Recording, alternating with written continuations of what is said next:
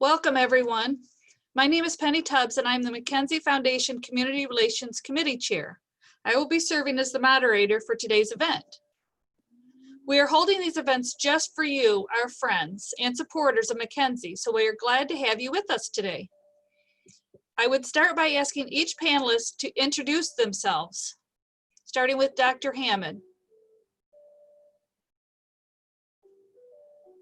Hi, I'm Dr. Mark Hammond, Medical Director of McKenzie's ER and Hospitalist, as well as the Director of Sanilac, Tuscola, Huron, Lapeer County Health Departments.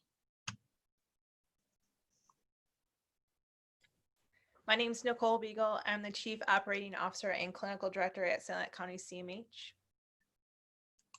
Hi, I'm Lori Nugent. I'm a Physician Assistant at McKenzie Family Healthcare here in Sandusky. Thank you to our panelists. So just a couple of housekeeping items, and then we'll launch into the topics for today. Your audio is automatically muted, so we won't be able to hear you, our participants. Please use the Q&A function at the bottom of your screen to ask a question. Not the chat section. We need you to use the Q&A function, please. And the town hall will be recorded, and a link will be sent in a follow-up email later. So you can watch for that. So our topics for our agenda today will be updates for our community, stress warning signs in children and adults, healthy ways to deal with stress, questions and answers. So Dr. Hammond will kick us off by sharing hospital updates for our community. All right, so just so you know, from a county level, we're relatively stable as far as cases go. We currently have 134 COVID cases confirmed in the county, so with 6 deaths. There currently is no cure for COVID at this point. There are just preventive measures that we know of: the 6 feet social distancing, wearing these masks, and kids masks too. You can't see it, but they sell them on eBay and Amazon. They're our only prevention for this disease other than staying home. And then staying home, as you all know, has ramifications. And I'm sure Nicole will talk to you more about the effects of COVID on mental health and well-being. As far as McKenzie goes, we do have testing capability there at the hospital.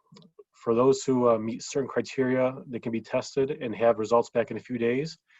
For those who have severe symptoms and other criteria, we do offer a rapid test with results back in 1 hour. However, those are reserved for our mainly ill patients who need immediate answer ASAP. And at McKenzie, we do have the benefit of having negative pressure isolation rooms. So anybody that we suspect with COVID goes into one of those rooms. So this way they're protecting other patients and the staff members from the risk of COVID as well. And McKenzie policy is anybody with COVID in our hospital that comes to get tested and is positive, we don't keep them in the hospital. For those that go home, they go home or discharged home. For those that need to be transferred, they be transferred. We will not hospitalize any patients with COVID at McKenzie because of the risk of transmission to other staff members and other patients too. Thank you. Okay, Nicole. So I'm here to talk a little bit about kind of the emotional side of what's people may be experiencing during this time. It's actually throughout the 6 months that we've been experiencing a pandemic, I think we've seen a lot of different emotions appear for different reasons. Right now, specifically, we're seeing a lot of, with going back to school, parents trying to get schedules back in place and all of that. It's a stressful time. And so I think it's just really important that we remind ourselves and other people that there's ways to handle that, to make sure that we are being mindful of our own mental health and that we're protecting our kids too, as far as the stress that they might be experiencing. I think one of the things that's important during this time is when we go through stressful situations, most people don't realize because it's such a negative effect on them, that it's a good time to really reflect on the positive things and the strengths that you have so that you know what you can do and what you are capable of to get through situations. So we always remind people to kind of think of it in a positive way as much as possible. We also encourage them to do self-care. That's a huge part of stress relief. you know, that's exercising, you know, going out with friends, talking with friends on the phone, you know, doing things that you enjoy, hobbies, just making sure you have something to take your focus off some of the stress that's going on in your life and to have a change. A lot of people do ask about stress, like symptoms to look for as far as emotionally with adults and kids. And it's a little different with each age group, but for the most part, when we experience stress, our body reacts kind of the same way. For adults, you usually see a lot of poor attention. It's hard for them to concentrate. That's one of the biggest things we find. You find them pacing. And when that happens, it's really hard to be able to focus on what's going on around you, to make good decisions, and being able to function at a level that you're normally used to. The other thing is most people get really irritable. If you think of yourself when you're in a stressful situation, you know, sometimes you're a little bit shorter than what you normally would be with people. And so that's not uncommon, but just being mindful of that so that you can control it so it doesn't get out of hand, become more of an issue for you where it's pushing people away. The other thing is a lot of times we see people that have stress in adults, they become more depressed. They start withdrawing from people. And so their anxiety and their depression starts to increase a little bit more.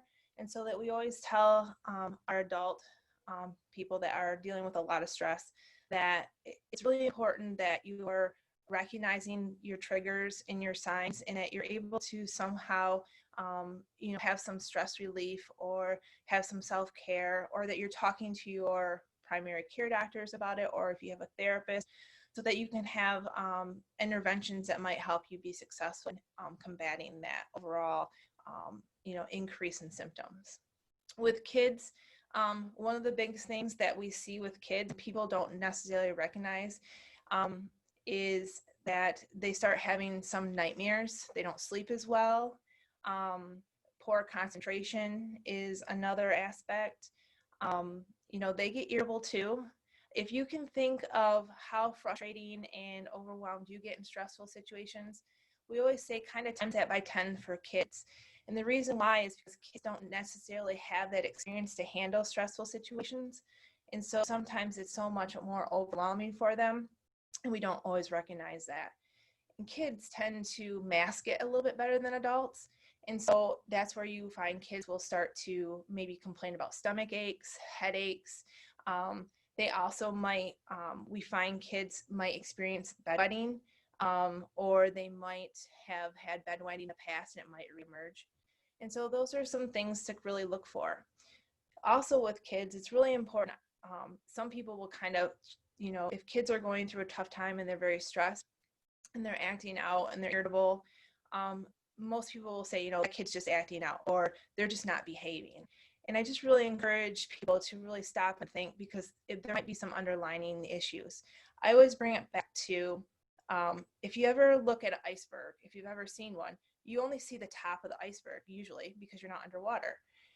But if you go underneath water and look at an iceberg, the magnitude of that piece of ice is way bigger than what the top piece is. And that's kind of what happens with emotional health, is there's so many underlying issues that we don't always recognize or we don't understand as triggers that really present to other people. And so sometimes there's just misleading communication or information, and we don't always deal with it in the most appropriate way. So just trying to be as much as you can as educated on the topics and how you can help people and how you can provide resources and support is going to be important. I think we're part of a small community, so being supportive and being helpful is probably the biggest thing that we can do to help people that are experiencing stress, and to help them remember that their emotional health is just as important as their medical health too. Thanks.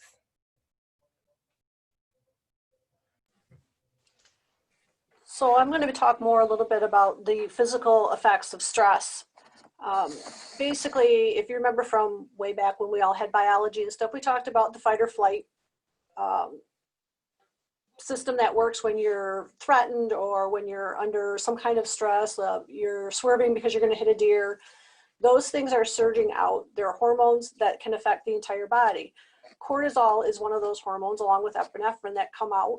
and they work together. They can make your blood pump harder because the blood vessels constrict more, so the heart has to push harder to get things through. It increases your muscle tension so that you are able to run or do whatever you need muscle wise for whatever situation you're in. It makes you breathe faster so you get more oxygen in, helps regulate your blood sugars. Blood sugars, obviously, as we know, can help you feed your muscles, feed your brain. So while having some of those are a good thing for short term, it's not such a good thing long term. In the long term, it can cause some significant issues on your body. As Nicole said, there's a lot of things that can be seen physically in stress, such as the headaches, fatigue, not sleeping well, not eating well, the irritability, stomach aches. Sometimes we hear people having problem with like irritable bowel syndromes, increased diarrhea, cramping, just different things like that, the tension. But it can also increase your blood sugar levels. If you're diabetic, that's not a good thing long term. It can increase weight gain, suppress your immune system so you're more prone to illnesses, colds and sore throats, things like that. The digestive issues, it can increase colitis symptoms, irritable bowel symptoms, cause a lot of issues with that. In the long term, it can also cause some heart damage as well as blood vessel damage and plaque buildup, which then sets up the stage, obviously, for heart attacks and strokes. A lot of times, our society is pretty fast paced. We're under a lot of stress. We're under time constraints. We have different things. Kids are here, there, everywhere. And now we're adding in, you know, the coronavirus, which has caused a significant amount of stress for both parents, kids, grandparents, pretty much everybody, which then increases all those chronically. And some of the ways to deal with that is to listen to what your kids, your family is telling you. Dig a little deeper. If it sounds like, you know, they keep saying, I have a stomach ache, I have a stomach ache. Well, why do we have a stomach ache? Is it happening when we're at work? Is it happening when we go to school, when we go to the store, those kinds of things?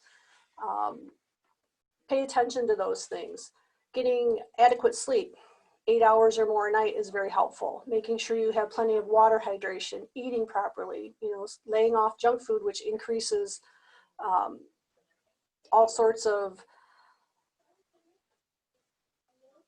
different factors that can increase the cortisol levels. Exercise is very good, not only for our mood, because it increases the endorphins that make us feel good, but also helps us decrease our sugar, decrease our stress, letting out some of those things in a positive way. And seeing your doctor. If you're concerned that it's something more than that, or it's just not going away, talk to your regular healthcare provider, talk to your counselor, talk to family, get some help. You're not alone out there. A lot of us are experiencing all of those same kinds of fears and anxieties that people are afraid to tell us because they think they're the only ones, and you're really not.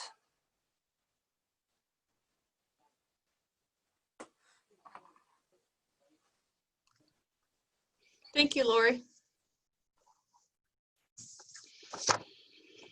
So at this point, we're going to begin the question and answer time. And if you have any questions, there's still time to enter them at the in the Q&A function at the bottom of your screen. Don't use the chat section. Again, use the Q&A section. And we'll start with our questions. So the first question we have is, have you noticed an increase in stress in children? And I guess that would go to Lori and Nicole.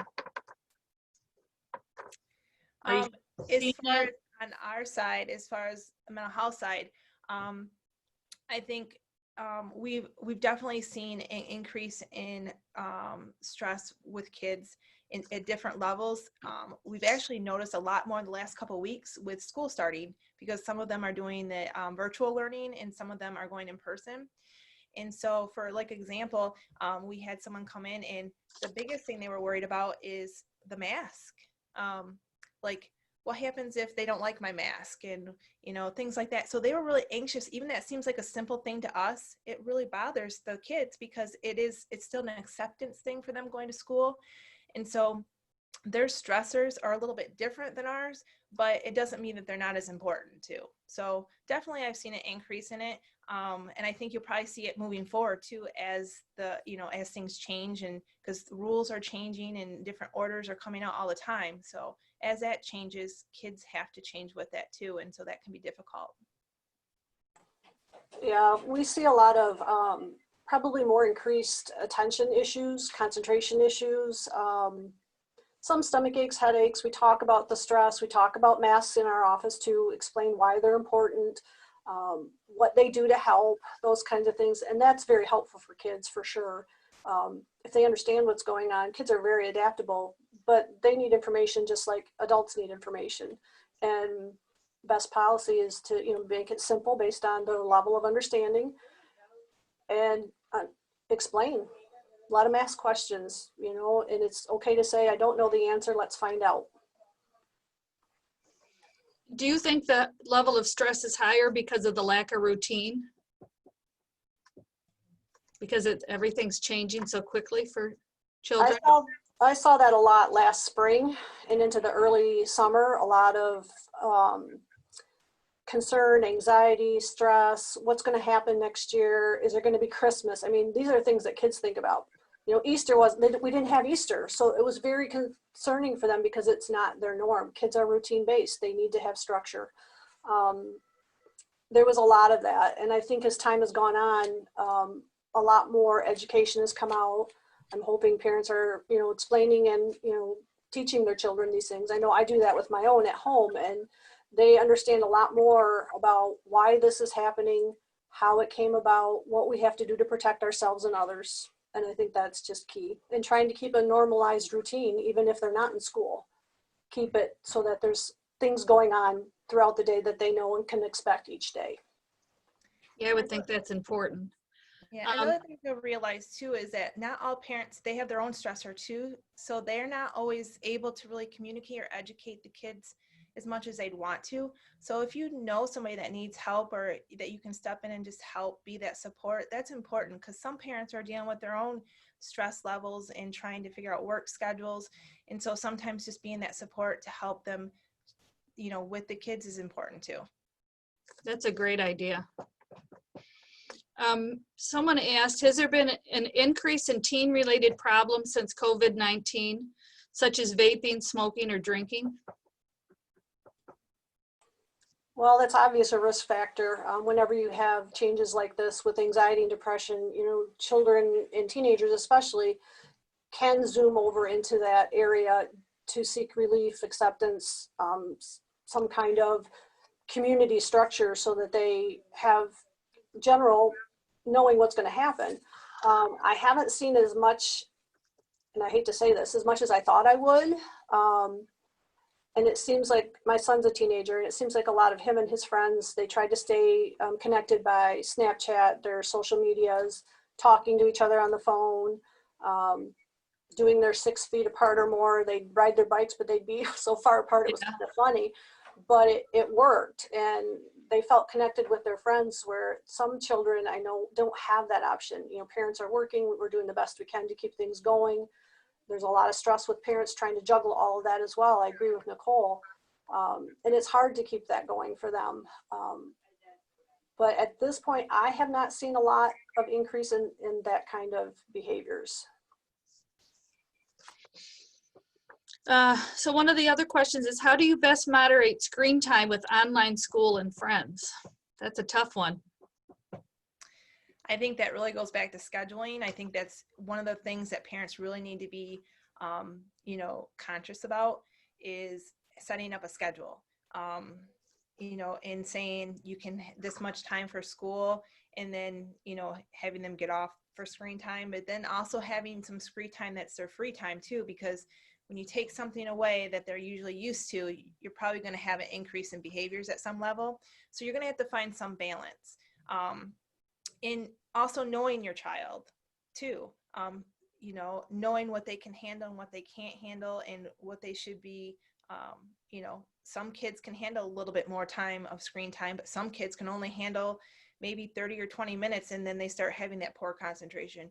So you really need to be mindful and just understand what level of need your kid's at too.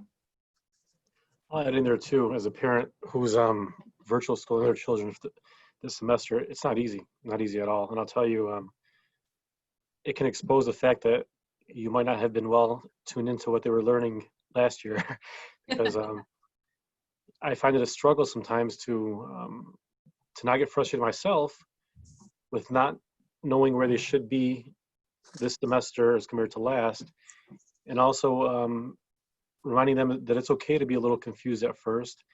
And also to the parents, don't be afraid to reach out to the teachers too after school, after sessions, get clarity about what's expected, what's needed. Because for those that are trying to do this at home, it's very difficult, and any kind of resources you can get to help out with your own well-being, your child's well-being, and your kind of guidance for school would be great too. So by all means, if there's assistance offered, jump on it. I think it's really important for parents to know that, and everybody, that this is really a time not to be judgmental. Everybody is doing what they can to do what's best for their kids, and I think that it's important for parents to know, as long as you're doing what you can, this is the best time. It's a really difficult experience, but we can teach our kids so much during this time that we probably wouldn't have been doing if the pandemic wasn't going on. So take advantage of that and use it as positive as much as you can. I think setting expectations along with the schedule is very helpful too. I mean, the expectation should be your homework needs to be done first, just like it probably would have if we were doing regular school. Get outside play first, then allow screen time and things like that, because they do need a wide variety of things. It's hard to go from screen all day if they're at home and then go right into playtime on screen. I mean, that's hard on the eyes, it's hard on the body, it's hard on the brain. For growing brains, they need to be outside doing other things, reading, using their imaginations, crafts, something in between to give it a break and to foster different parts of brain stimulation. That's great advice. Has there been an increase in cases since school started? I guess that might be one for Dr. Hammond. The school semester is still very early. What I would look more for, will there be an increase in cases after Labor Day? So there were more get-togethers Labor Day, so I would look for a 2-week period after that to see if there was an increase in cases. That would be a good, reliable indicator as to if we have community spread or not. Do you want to talk for just a minute about timing for the COVID when you have an exposure, and then the timing on getting a test and symptoms? Right. So if you're exposed to COVID, you probably will not get symptoms right away. It could take up to 10 to 14 days to develop symptoms. Most people that do develop symptoms will usually get it within the first week, but some might go the full 14 days with no symptoms at all. That's what we call asymptomatic carriage of COVID. So, and that's why this is so hard to catch, because a lot of people walk around all day and feel fine and they have COVID and spread to others too. That's why these masks that are annoying and hot, and I hate wearing them and they make me feel like whatever. And that's why they're so important, because they protect others from you if you have COVID, because the transmission coming out of you is a lot less, and it also gives them some protection too. So if you're exposed to COVID on day number 1, we'll call it day one, we don't recommend getting tested right away, because the test might look normal or negative for the first number of days until it becomes positive. It can take up to 14 days to become positive, but most cases, most of the time, it'll take about a good week to 10 days to show up on a test. And some people a little bit sooner. So there's no reliable good number to know. I'd rather have people know that a test could look normal even if you have COVID and it doesn't build up in the system enough to show up on a test yet. So more importantly, if you're exposed to somebody that has had COVID, you need to quarantine, not be around others, wear a mask around others especially. Even if you feel fine, you can still have COVID and pass it to others. So that to me is a big important take-home message, is a test too early can be a false sense of security for a lot of people. Yeah, and that's what we've heard. You need to wait a little bit to see how your symptoms are and just quarantine. So one of the questions I have is the flu shot a good idea this year? Now more than ever, absolutely. Because the kicker is flu and COVID and the common cold all can look alike. Runny nose, sore throat, body aches, chills, fever. So it's gonna be very difficult to tell which one's which without a reliable test. So we do know that if you have the flu shot, the flu vaccine, that reduces your chance of getting the flu, sometimes up to 80%. So say you get vaccinated in October and mid-November you have flu-like symptoms, it might not be the flu you have, it might actually be COVID or vice versa. So we don't know, but we do know that if you're vaccinated against one, you're protected against the one you're vaccinated against. And because it is possible to have both flu and COVID at the same time. It can be possible. We don't know if that'll make you more sick. That's just because we don't know about that virus of how it would work with flu at the same time. But there is a possibility you can become more sick too with it. We just don't know how severe. So definitely, if you could vaccinate ASAP. I know many people actually who didn't get the flu shot before, who weren't fans of flu shots, are lining up to get it this year, and for a good reason too. My 9-month-old daughters will get their flu shot when it's available. Absolutely. Okay, thank you. Speaking of having the flu and COVID at the same time, I know McKenzie has some equipment that can test for 4 different pathogens.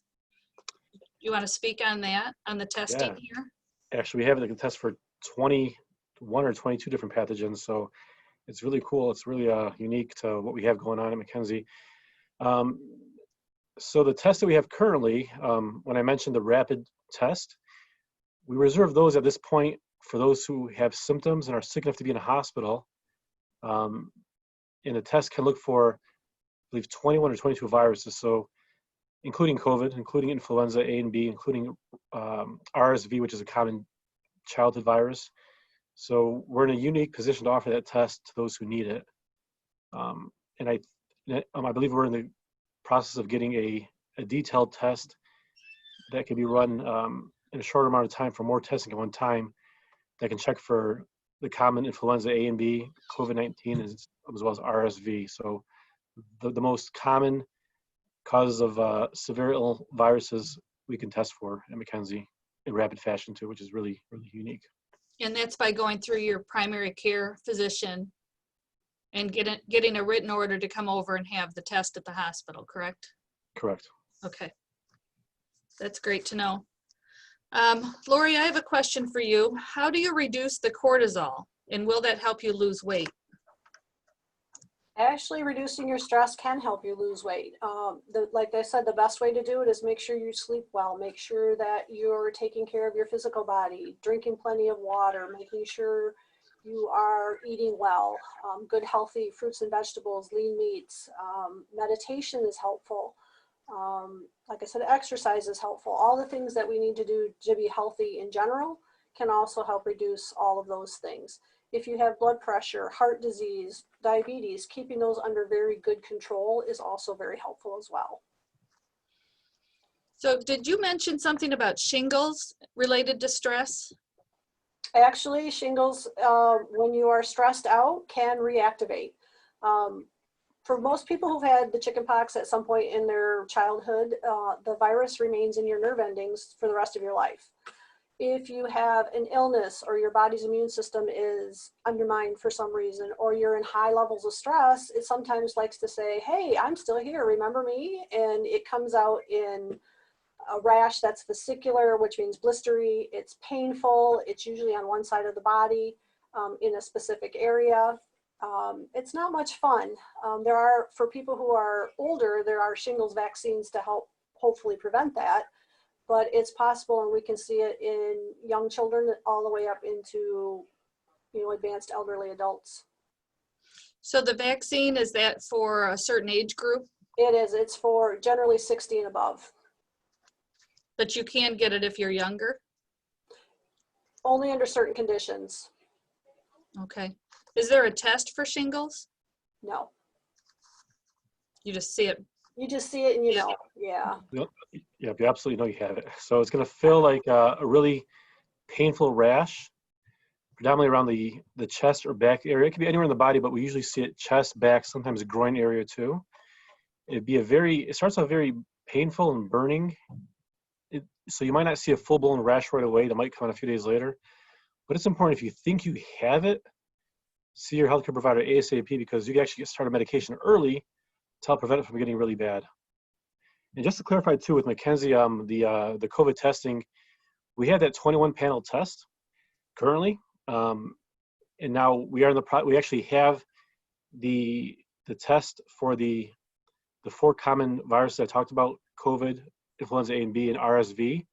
We're waiting on the test kits to come in fully, and then we can be offering it to our outpatient basis as well too. So again, we're going to have so with those 2, as well as the antibody testing and the send out test, we're going to have 4 great tests to offer our patient population.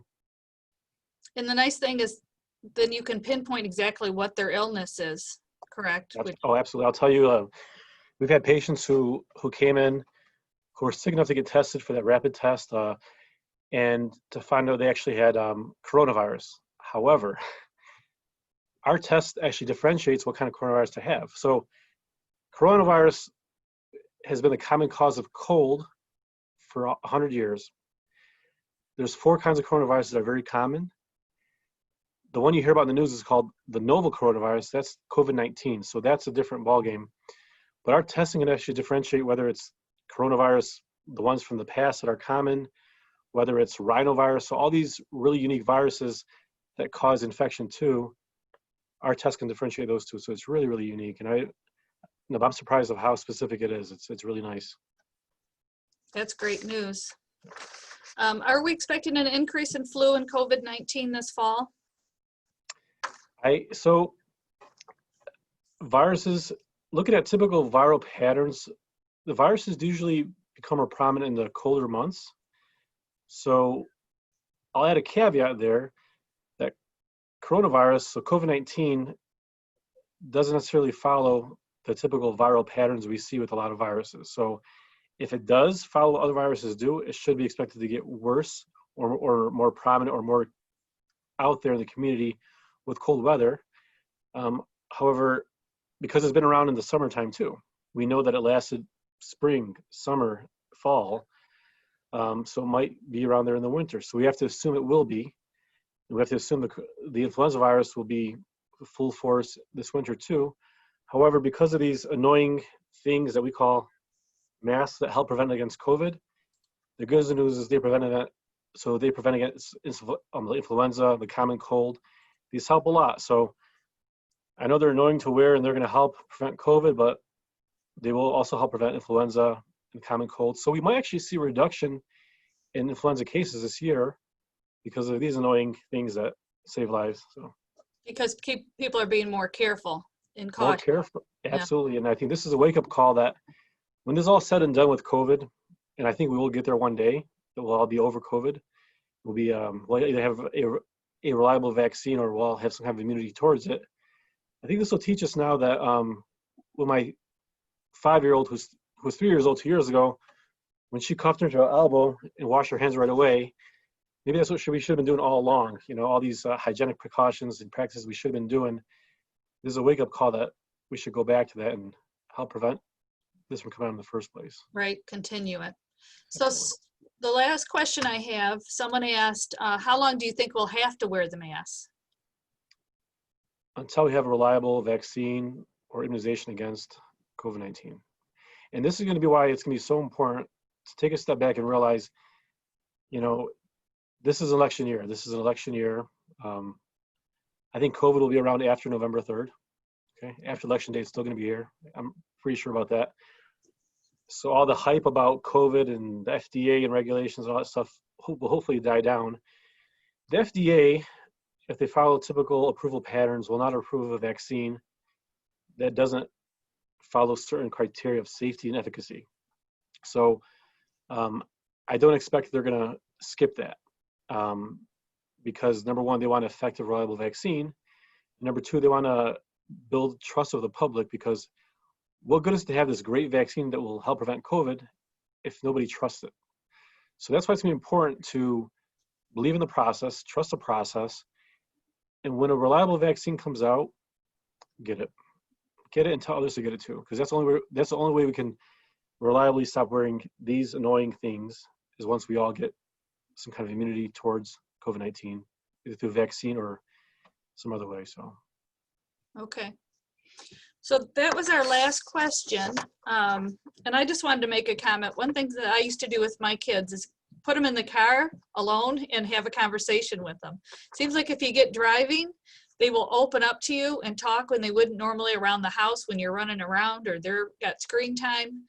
And I think talking to the kids about their stress levels is key to keeping everybody safe. And also I think parents admitting that they're stressed would help, because the kids need to know. We don't know all the answers either, but Nicole or Lori, do you have anything else to finish up?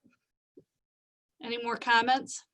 I actually have an interesting caveat, because most of the local schools have been in session 2 to 3 weeks now.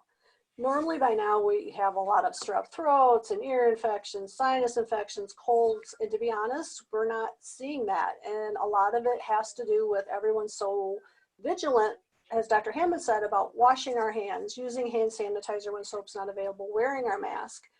And it's amazing about all of the things that we should have been doing all these years is slowing down some of those things that we normally see peaking.